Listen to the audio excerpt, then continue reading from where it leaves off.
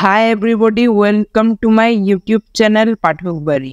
আজকের ভিডিওর টপিক হচ্ছে তোমাদের অষ্টম শ্রেণীর বাংলা বিষয়ের দ্বিতীয় অধ্যায় প্রমিত বলি প্রমিত লিখি। সো আজকে আমি এই অধ্যায়ের প্রথম পরিচ্ছেদ ধ্বনির উচ্চারণ। আজকে আমি এই অধ্যায়ের 17 পৃষ্ঠা থেকে 21 পৃষ্ঠা পর্যন্ত আলোচনা করব। সো তোমরা যদি আমাদের ইউটিউব চ্যানেলে নতুন হয়ে থাকো, আমাদের ইউটিউব চ্যানেলটি সাবস্ক্রাইব করবা এবং পাশে থাকা বেল আইকনটি প্রেস করে দিবা। সো তোমরা যদি আমাদের আগের ভিডিওগুলো না দেখে থাকো তাহলে তোমরা অবশ্যই আমাদের চ্যানেলে গিয়ে দেখে নিবা এবং আজকের এই ভিডিওটা তোমরা স্কিপ না করে সম্পূর্ণ দেখবা। সো শুরু করছি। উচ্চারণ ঠিক রেখে কবিতা পড়ি। আবু জাফর ওয়াবায়দুল্লাহ 1934 থেকে 2001 সাল বাংলাদেশের একজন বিশিষ্ট কবি। তার উল্লেখযোগ্য কবিতার বইয়ের নাম স্বপ্নের হার, আমি কিংবদন্তির কথা বলছি ইত্যাদি। নিচের কবিতাটি ভাষা আন্দোলন বিষয়ক একটি বহুল পঠিত কবিতা। এটি কবিতা স্বপ্নের হার কবিতা থেকে নেওয়া। কবিতা প্রথমে নীরবে পড়ো, এরপর সর্বে পাঠ করো। সো তোমরা এই কবিতাটা পড়বা। পড়ার পর দেখো, পড়ার আগে তোমাদের অবশ্যই শব্দার্থগুলো পড়ে নিতে হবে। এখানে দেখো, ধ্বনির কম্পন মাত্রা ও বায়ু প্রবাহ অনুযায়ী ব্যঞ্জন বর্ধনী। ধ্বনি কম্পন মাত্রা অনুযায়ী বিভাজন। ব্যঞ্জন বর্ণ উচ্চারণের সময় স্বরযন্ত্রের বায়ুর কম্পন কম বেশি হওয়ার ভিত্তিতে ব্যঞ্জন ধ্বনিকে দুই ভাগে ভাগ করা যায়। একটা হচ্ছে ঘোষ ও অঘোষ ধ্বনি। দেখো, ঘোষ ব্যঞ্জন যেসব ধ্বনি উচ্চারণের সময় স্বরযন্ত্রের কম্পন অপেক্ষাকৃত বেশি হয় সেসব ধ্বনিকে বলে ঘোষ ধ্বনি। যেমন গ, ঘ এগুলো হচ্ছে ঘোষ ধ্বনি।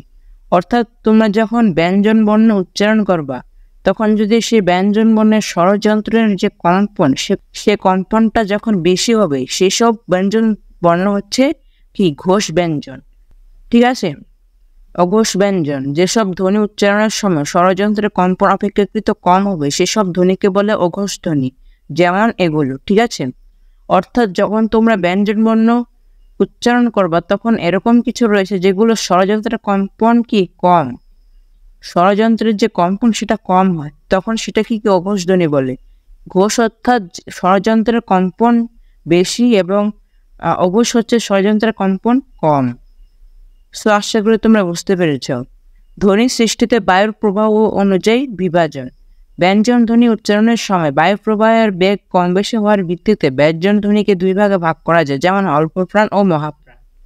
অল্প প্রাণ ধ্বনি যেসব ধ্বনি উচ্চারণের সময় ফুসফুস থেকে নির্গত বায়ু প্রবাহের মাত্রা অপেক্ষাকৃত কম সেগুলোকে বলা হয় অল্প প্রাণ ধ্বনি। যেমন ক, গ, চ, জ, ট, ড, র, ত, দ, প, ব, তালিবস্য, দন্তস্য। অর্থাৎ যেসব ধ্বনি উচ্চারণের সময় তোমাদের ফুসফুস থেকে নির্গত যে বায়ু প্রবাহ সেটা কম, তখন সেগুলো অল্প প্রাণ। আর মহাপ্রাণ ধ্বনি হচ্ছে এসব ধ্বনি উচ্চারণের সময় ফুসফুস থেকে নির্গত বায়ু প্রবাহ অপেক্ষাকৃত বেশি, সেগুলোকে বলা হয় মহাপ্রাণ ধ্বনি। যেমন এগুলো। অর্থাৎ যেসব ফুসফুস থেকে নির্গত যে বায়ু প্রবাহ অর্থাৎ যে বাতাস, সেই বাতাসটা যখন বেশি হবে তখন সেগুলো হয়ে যাবে মহাপ্রাণ ব্যঞ্জন। সো আশা করি তোমরা বুঝতে পেরেছ। 2.1.1 কম্পন মাত্রা ও বায়ু প্রবাহ অনুযায়ী ধ্বনির উচ্চারণ।